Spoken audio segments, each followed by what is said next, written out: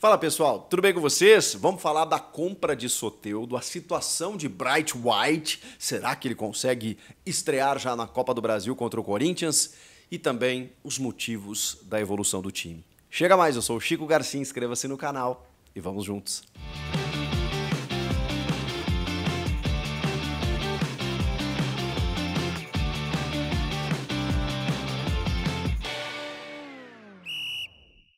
Bom, pessoal, o Soteldo foi a grande figura da partida na vitória sobre o Vasco e tem sido o responsável por nos tirar, nos livrar da zona do rebaixamento, com o gol marcado contra o Vitória, e tem jogado muita bola depois que ele voltou da Copa América. O Soteldo, que está emprestado e que tem um valor fixado de 5 milhões de dólares, pois o Grêmio prepara esse valor para comprar o jogador, talvez até antes do fim do ano, porque essa opção de compra ela seria realizada ao final da temporada. A informação é do Caliel Dornelles, repórter lá da Band Rio Grande do Sul, que conseguiu apurar de que o Grêmio já está se movimentando no mercado, um pedido do Renato Gaúcho. A diretoria também entende que é um jogador muito importante, fundamental, que ele precisa ser administrado, ele precisa ser controlado, porque no extracampo ele, enfim, tem alguns problemas, existe o combo Soteldo, mas existe um consenso de que dentro de campo ele resolve. Então, o Grêmio já está se mobilizando para adquirir os direitos para não perdê-lo, né, ao final da temporada. E ter o Soteldo por mais tempo. Ele se identificou com a torcida, ele é muito carismático, né? E ele tem feito gols. Então, por mais que ele tenha se atrasado na reapresentação depois da Copa América, por mais que ele tenha tido alguns problemas, saído irritado de algumas substituições, o Soteldo está resolvendo. E quando resolve, né? Quando o jogador resolve, pronto, ele entra nas graças da torcida e ele se paga. Ele se paga. Na verdade, ele por esses últimos jogos tem correspondido, o custo-benefício está sendo muito favorável. Então, assim, o Soteldo tem uma tendência de permanecer no clube.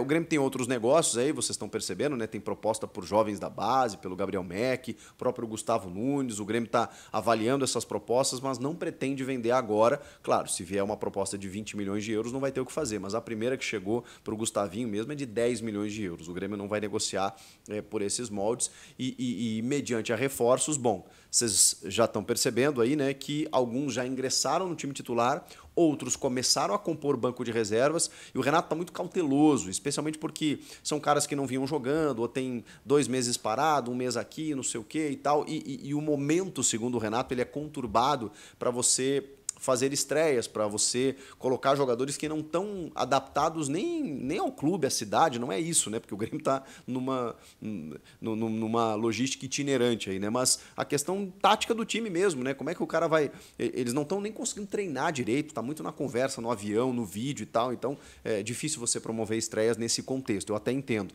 Mas assim, eles foram contratados para isso, o Grêmio tem uma necessidade e daqui a pouco ele vai ter que botar os caras para jogar. Imagino até que no jogo contra o Atlético Paranaense, que é entre os jogos da Copa do Brasil contra o Corinthians, em que provavelmente o Renato vai dar um descanso para alguns titulares, eu acho que aí alguns desses novos reforços terão uma rodagem maior. O Miguel Monsalve, o próprio Matias Arezo e até o Alexander Aravena, que de novo não vai ser relacionado para esse jogo contra o Corinthians. O Bright White, ou Braithwaite, né? O Bright White, né? Vamos abrasileirar aqui, o dinamarquês, já está treinando, mas no CT Luiz Carvalho. Como eu disse, o Grêmio está itinerante. O Grêmio não para e o Grêmio está em viagem o tempo inteiro. Ele está treinando à parte no CT Luiz Carvalho, mas não treinou com o grupo ainda. O Grêmio queria contar com ele para essa fase de oitavas de final da Copa do Brasil contra o Corinthians, mas precisa primeiro da regularização do BID, que ainda não aconteceu. E depois de, pelo menos uma atividade do cara com o grupo, né? Que também não aconteceu e não vai acontecer tão breve, né? Pelo menos até esse jogo de quarta-feira. Pode ser que ele seja regularizado nessa terça, até às 19 horas, mas não é a tendência. Por quê? Porque é diferente a documentação, ele precisa de um visto de trabalho de um cara vindo da Europa. Quando você tem aqui jogadores do mercado sul-americano, as relações elas são mais facilitadas e digamos assim, o processo é mais acelerado. No caso do dinamarquês, a coisa está um pouquinho mais demorada e vai demorar um pouquinho. Então, assim, o Grêmio está tentando, está correndo contra o tempo. Ele fisicamente está com bons índices, com uma boa, digamos assim, uma boa leitura, um bom boas informações relacionadas à questão física, mas tem a questão documental e a questão dele treinar com o grupo, né? Então, se ele não for regularizado até terça, 19 horas, não é que ele não pode jogar o jogo da ida, ele não pode jogar nem o da volta, porque aí ele não pode jogar na fase de oitavas de final da Copa do Brasil. E aí a gente possivelmente vai vê-lo no Campeonato Brasileiro, nesse jogo aí que eu falei contra o Atlético Paranaense, em que o Renato deve preservar alguns jogadores até para ele começar a ganhar minutos. E na Libertadores, evidentemente, contra o Fluminense pelas oitavas de final. Então, muito difícil que o Bright White esteja à disposição para esse jogo já da Copa do Brasil contra o Corinthians. E eu queria falar sobre os diagnósticos ou os motivos da evolução do time, porque o Grêmio melhorou. O Grêmio melhorou e na hora certa. Eu acho que isso é fundamental.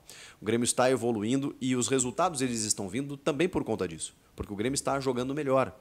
O Renato conseguiu ter uma reinvenção no time com reforços que chegaram e eu acho que são dois motivos muito claros para mim. A direção contratou um titular para a defesa, que é o Gemerson. O Renato mudou o sistema e isso potencializou o Rodrigo Eli. E com isso você tem um sistema interessante e você tem jogadores que individualmente começaram a melhorar. O Renato não precisou mais contar na emergência com nomes como JP Galvão e Everton Galdino. Mudou o sistema, é verdade, também pela pressão, porque esses caras estavam muito pressionados pela torcida e também porque a diretoria começou a contratar nomes para o ataque. Então, mesmo que ele não utilize hoje o Arezzo durante muitos minutos, ele tem justificado aí que ele precisa de ritmo de jogo e que é difícil você colocar ele como titular, sendo que ele não jogava há 2 meses, no segundo, terceiro jogo dele e tal. O Renato mudou o sistema e deu mobilidade para Soteldo e Pavon, com o Cristaldo chegando como um falso 9. E o Cristaldo cresceu, na minha opinião, porque o Cristaldo sabe jogar muito bem perto da área. Quase fez um golaço de voleio nesse jogo contra o Vasco. Mas mais do que isso, participando do jogo, ele é o cara que lidera ali o setor ali na frente, mesmo sem ser o 9. Claro que quando voltar o 9, quando o Diego Costa ficar à disposição, e existe uma tendência para o jogo da volta, dia 7 de agosto contra o Corinthians, o Grêmio vai se beneficiar muito dos cruzamentos do Soteldo, das chegadas à linha de fundo do Pavon, da aproximação dos meias, e aí o Cristaldo vai baixar uma linha. Ele vai ter que tirar um jogador do meio, ou vai desfazer o sistema de 3 zagueiros, não sei. Mas o Renato, ano passado, mudou bastante o sistema. Usou o sistema com 3 zagueiros em jogos em que o Grêmio foi muito bem, contra o Atlético Paranaense mesmo, fora de casa, com reservas. Gol do Cuiabano, o Grêmio conseguiu uma vitória, depois do Bruno Vini. O Grenal, o Grêmio foi bem também, com 3 zagueiros. Ele conseguiu dar uma sequência nesse sistema. Depois ele voltou, depois ele reconsiderou. No Campeonato Gaúcho chegou a jogar sem centroavante também, só com meias móveis. Tem o avanço e digamos assim, a evolução do Carbajo, Felipe Carbajo, que não jogou nesse jogo agora, na verdade nesses 2 últimos, né, porque ele estava suspenso e depois o Grêmio entendeu que a logística era difícil para levar ele até Chapecó. Mas, ele é um cara que está jogando muita bola. Felipe Carbajo e Franco Cristaldo, jogadores contratados no ano passado, esse ano estão desabrochando. Então você tem opções.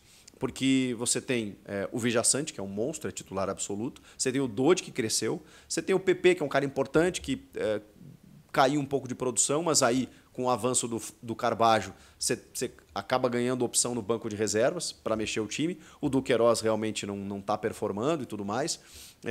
Mas você tem jogadores ali para o setor. Falta um reserva para o Cristaldo. E hoje tem o Miguel Monsalve, que ainda não estreou, mas que tem treinado muito bem e a gente pode ver ele na sequência. E o Arezzo, cara, eu preciso ver mais desse cara, porque as referências eram ótimas e os poucos minutos que ele nos mostrou, ele mostra ser um cara muito interessante. É que o jogo contra o Vasco em Chapecó, ele entrando aos 35 do segundo, não tinha muito o que fazer, né? Aquele jogo, da forma como estava o gramado, era muito difícil da prática do futebol, né? Mesmo para um centroavante.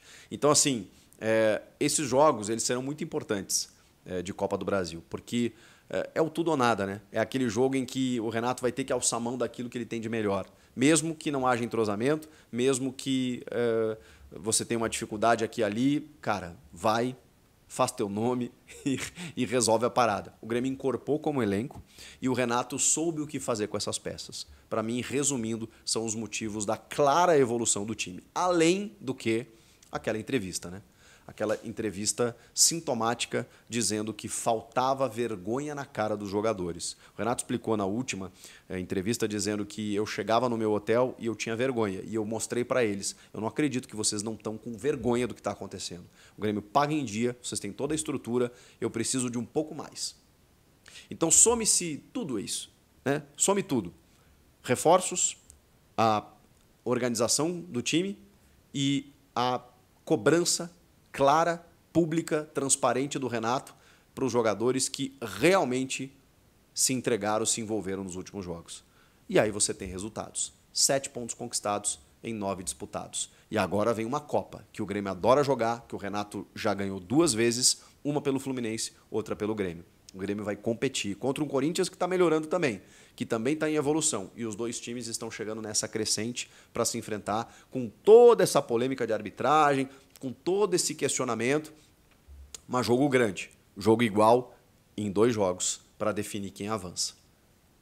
Que loucura. Vai sair faísca.